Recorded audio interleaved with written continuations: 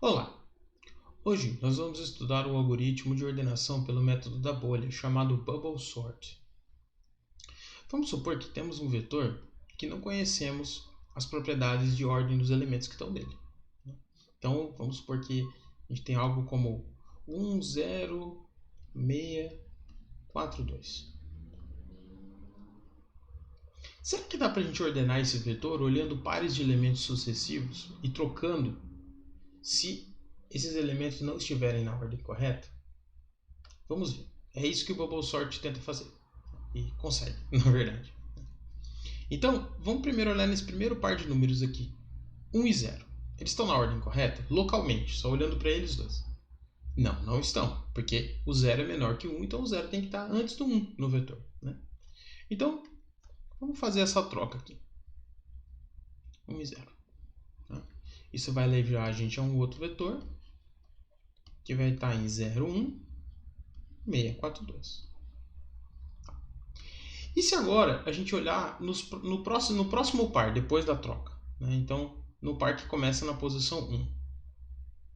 1 e 6. Nessa ordem. Já está correto. Certo? Então, a gente não precisa fazer nenhuma troca para resolver esses dois elementos aqui. Então, agora vamos olhar o par 6, 4. Bem, o par 6, 4 não está ordenado. Né? O 6 é um número maior, ele tem que estar depois do 4 no vetor. Então, vamos fazer a troca do 6 com o 4. Depois de trocar o 6 e o 4, como que vai ficar o nosso vetor? Vai ficar 0, 1, 4, 6, 2. E agora então o par que começa na posição 3? 6, 2. Veja também que esse par também está fora de ordem, certo? Então é necessário trocá-los. Olha só que interessante.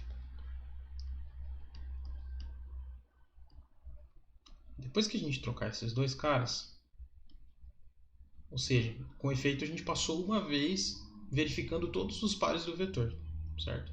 E vocês podem notar que o maior elemento do vetor, depois de uma passada, foi para sua posição final. Tá? E essa é uma propriedade interessante do algoritmo Bubble Sort.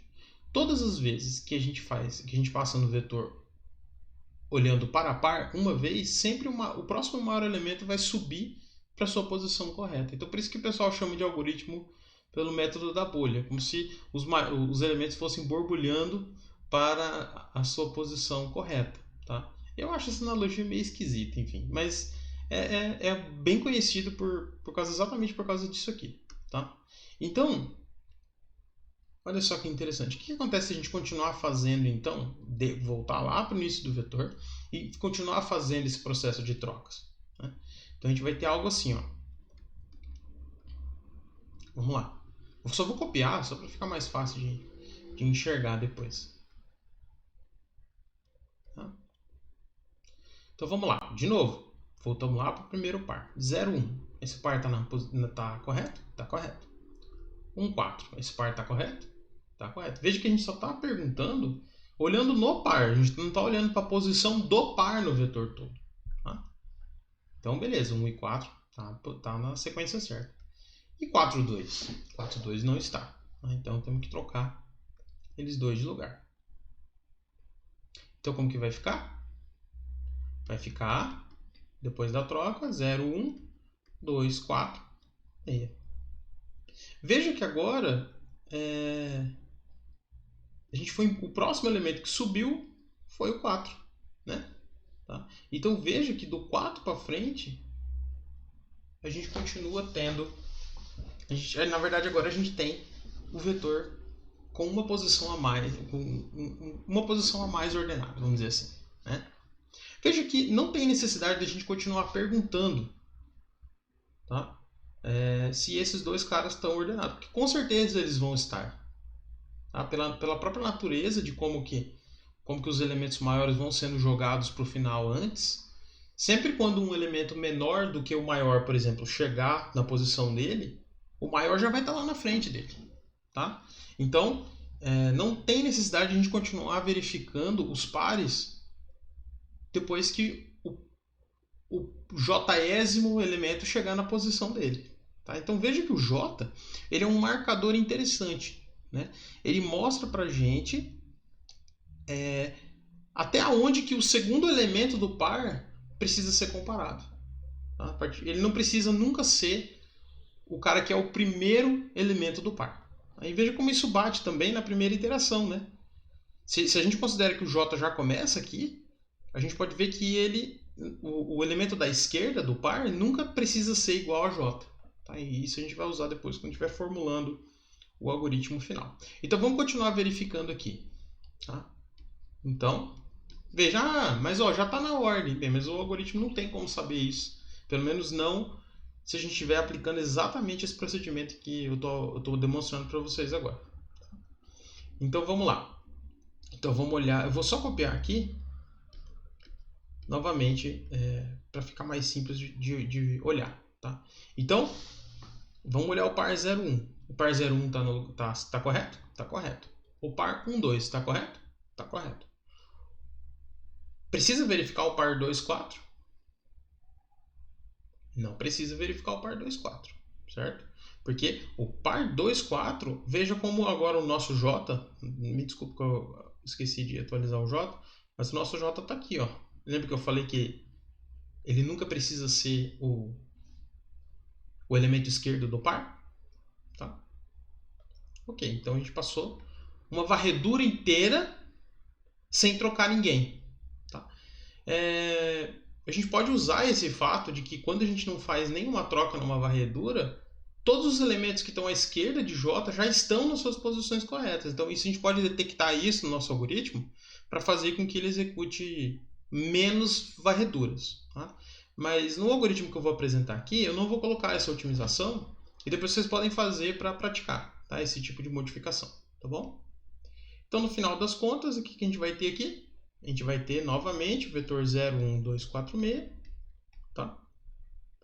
Decrementando o nosso J agora. Né? A gente só precisa fazer então a nossa última verificação aqui. Tá? Então, 0 e 1 já está no lugar correto. Beleza? Tá? Então veja que esse algoritmo ele tem uma propriedade legal. Essa propriedade de você ir jogando os maiores elementos. Para cada, por exemplo, da primeira vez você joga o primeiro maior para a posição dele. Depois da segunda vez você vai jogar o segundo maior para a posição dele, ou seja, para a penúltima posição. Essa é uma propriedade bastante legal que o algoritmo da bolha tem. Tá? Só que, na média, ele vai fazer muitas trocas. Tá? Ele vai fazer muitas trocas a mais do que o algoritmo de seleção. Porque lembra que o algoritmo de ordenação por seleção, ele sempre escolhe o enésimo maior elemento. Né? E da primeira vez ele escolhe o maior, depois ele escolhe o segundo maior, e ele apenas faz uma troca para colocar cada elemento na sua posição final. Já o algoritmo da bolha, ele tem que movimentar um monte, ele tem que fazer muito mais movimentações do que, na média, o algoritmo de ordenação por seleção. Tá? Mas, enfim, essa questão de desempenho a gente vai discutir de uma forma mais detalhada depois, em um segundo momento. Tá? Então, como que fica esse algoritmo de ordenação por bolha aqui? Né? Esse algoritmo, na verdade, se você for ver bem, ele também é bastante simples. Ele não é mais simples que o algoritmo da ordenação por seleção, mas ele é razoavelmente simples também. Tá? Então, uma das coisas que a gente pode fazer é o quê? A gente pode pegar e ter esse J aqui, que é o cara que indica o limite de você... o limite do primeiro elemento do par. Tá? Então, o primeiro elemento do par vai ser, no máximo, J menos 1. Tá? Porque a gente sabe que todo mundo que tiver da posição J para frente já vai estar correto. Certo? Com efeito, na verdade, J representa então a posição em que o próximo maior vai estar depois da varredura. Ok? Então, como que pode ficar isso aqui? Né? Então, a gente vai ter uma rotina chamada bubble sort. E essa rotina recebe, então, o endereço inicial do nosso vetor e... desculpa, isso aqui é uma vírgula. E o número de elementos do nosso vetor. E dá para ver que a gente vai precisar de duas variáveis auxiliares. Né? A gente vai precisar do j, que na verdade são duas variáveis de controle. O j, que é a variável que é utilizada para para indicar o limite do primeiro elemento do par, tá? E também indica onde que no final daquela iteração o próximo maior vai ser colocado, né, por bolha, certo? E a gente também precisa da posição do primeiro par, que vai iterar, veja que como aqui no começo, né, o primeiro elemento do par, né? O primeiro elemento do par está na posição 0, depois ele vai para a posição 1, depois ele vai para a posição 2, depois ele vai para a posição 3, até ele atingir um a menos que o J. Tá? Então, a gente vai ter o nosso... A gente vai chamar esse cara de I.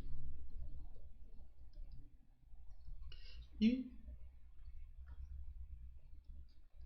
o outro é o J.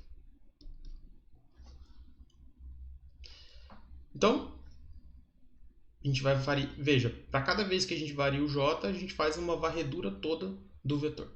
Né? Então, para J variando de n-1, enquanto o J for maior que 0, a gente vai decrementar o J.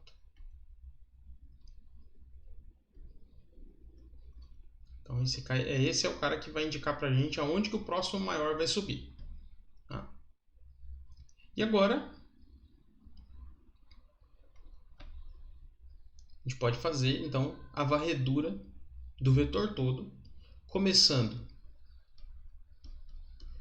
da posição 0, enquanto lembra, o I é a posição do primeiro cara do par. Então, enquanto o I for menor do que J, a gente vai incrementar I.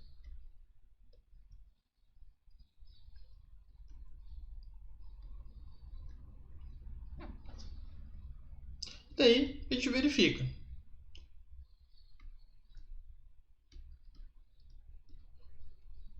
O vetor na posição I, ele é maior do que o próximo elemento? Do que V na posição I mais 1? Veja, se isso for verdadeiro, então a gente chegou num ponto como esse aqui, ó, que a gente tem um elemento maior que está ocupando uma posição anterior ao outro elemento do par. Tá? Então isso não pode acontecer no vetor final, certo? Então nesse caso a gente tem que fazer uma troca. Tá? Então essa troca, novamente, vamos assumir que existe uma função troca, cuja primeira posição o primeiro parâmetro indica o vetor, e daí a gente passa as duas posições que a gente quer trocar os conteúdos. Então a gente vai trocar o I com o I mais 1.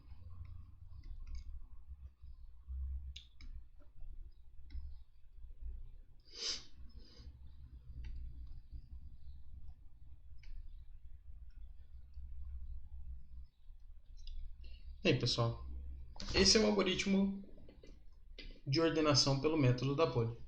Tá? Veja que ele é um algoritmo que faz uma quantidade razoável de trocas. Né? Depois, quando vocês implementarem ele, né, para você aprender como que implementa, é interessante que você conte a quantidade de trocas que ele vai fazer. Tá? Então, você pode colocar um contadorzinho aqui, um print depois, né, para você ter uma noção de quantas trocas que ele vai fazer. Aí, se você pegar o mesmo vetor, tenta gerar um vetor aleatório, né, talvez, e faz o mesmo vetor ser ordenado pelo bubble sort e pelo selection sort. E conta quantas trocas que eles vão fazer. Tá? Você vai perceber que a quantidade de trocas do bubble sort é razoavelmente maior na média do que o algoritmo de ordenação por seleção. Tá? Mas de qualquer forma, esse é um algoritmo bastante interessante para ser estudado. Tá? Espero que vocês tenham entendido, compreendido o algoritmo. Né? Se tiver qualquer dúvida, pode perguntar aí nos comentários, pode mandar e-mail. Tá? E até a próxima, pessoal. Obrigado.